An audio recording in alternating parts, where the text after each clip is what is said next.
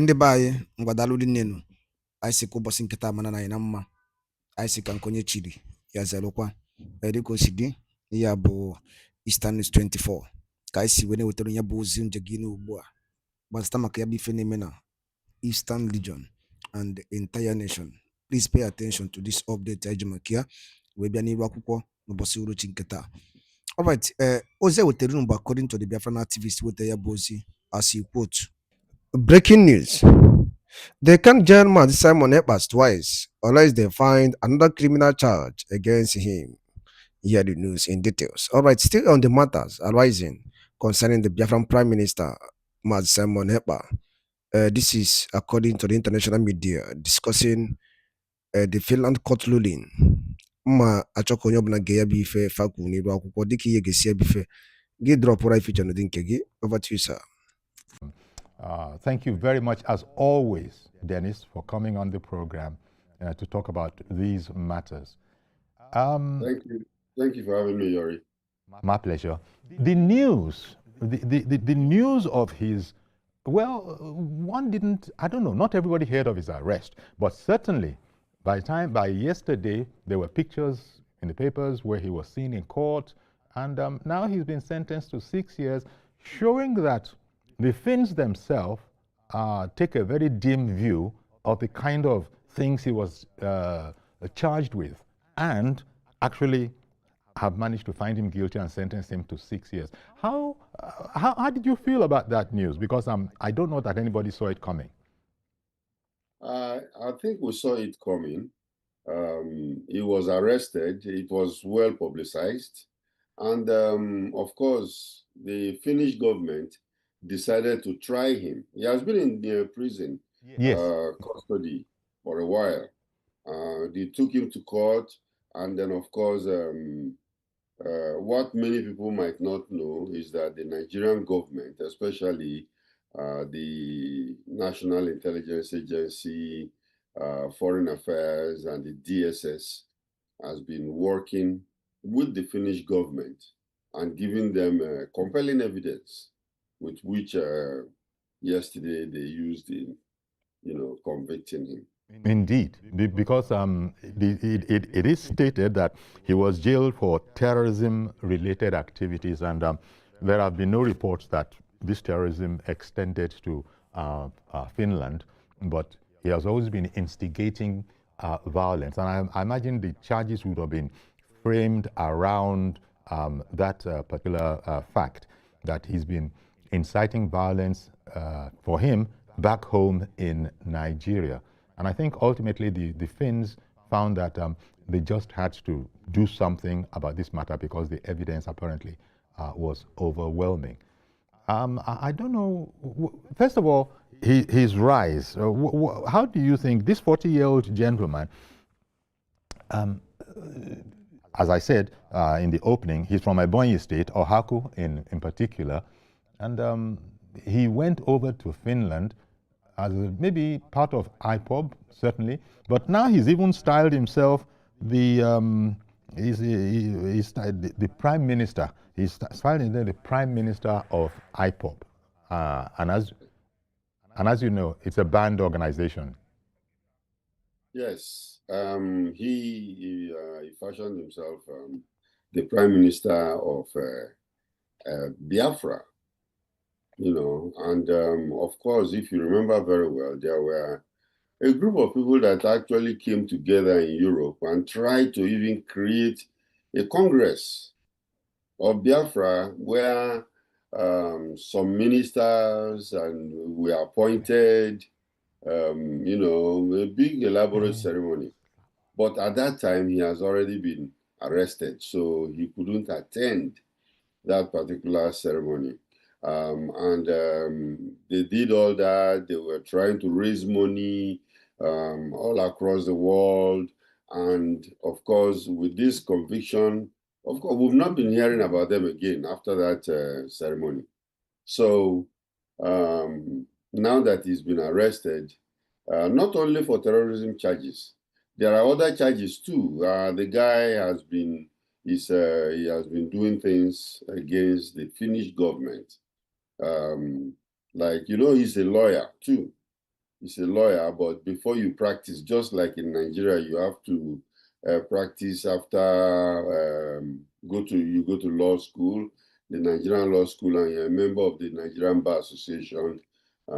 They have something like that too, which he has contravened the Lawyers Act in Finland.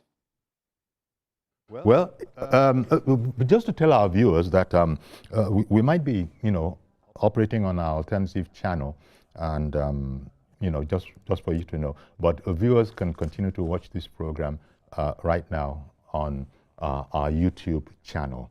I think it's the This Morning on TVC flag, whatever it is. But the program, we continue with our broadcast here.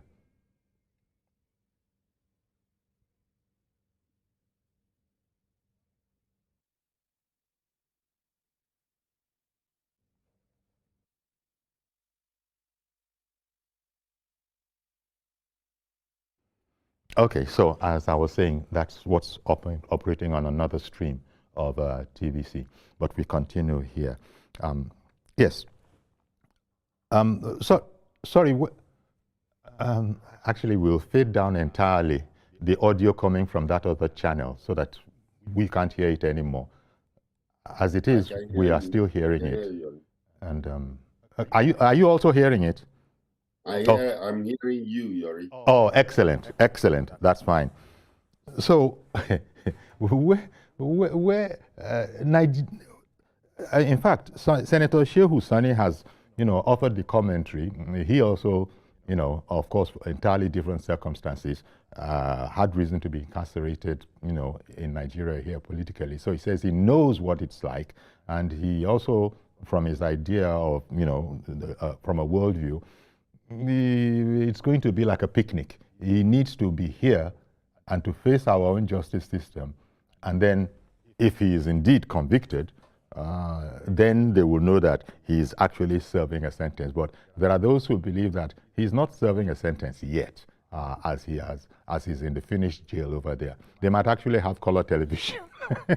They might actually have color television there and that kind of a thing, as we read on social media. So I don't know what the idea. What do you think about the idea that he's been convicted now, which is fine, Yes. but that he needs to come back and also face the justice here? Would that not be something of a double jeopardy? Would it not be? It is not. Yori, it's not a double jeopardy. Hmm.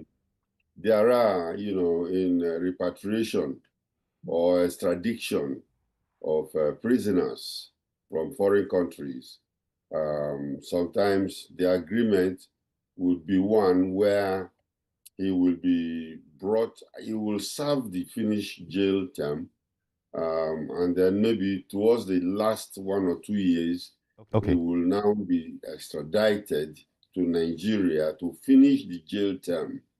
They cannot jail him twice, except the Nigerian government have other, charges against him, other criminal charges against him, which maybe the Attorney General will bring forward.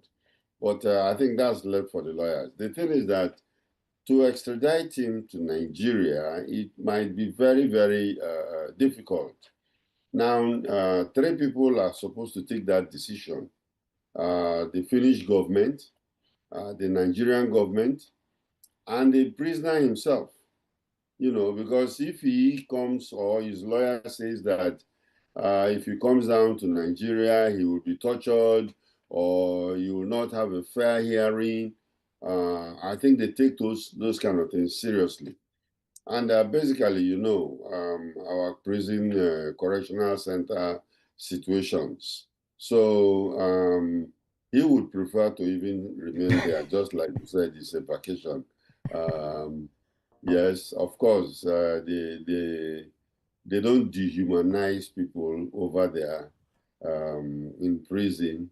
Yes, he can watch TV, can eat 3 times a day, but I don't think you want to leave that and come to the situation that you might encounter in Nigeria. Especially if he has a choice in the matter. especially if He has a anybody choice. if he has. He has a choice because according to Finnish law, the three people, that is the Finnish government, the Nigerian government, and himself, have to agree, because he, as a citizen of Finland, because And a politician, and yes, an elected politician as well in yes, Finland. and they have a law. They have a law in Finland that they cannot extradite to, countries outside the EU, the European Union. I see. I see. So all these are complications that could happen if Nigeria is attempting to bring him down here. But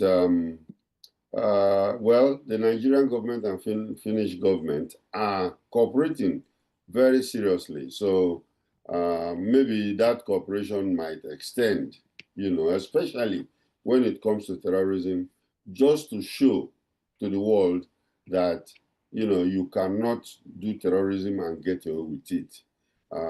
You must be accountable, held accountable for all that he has done.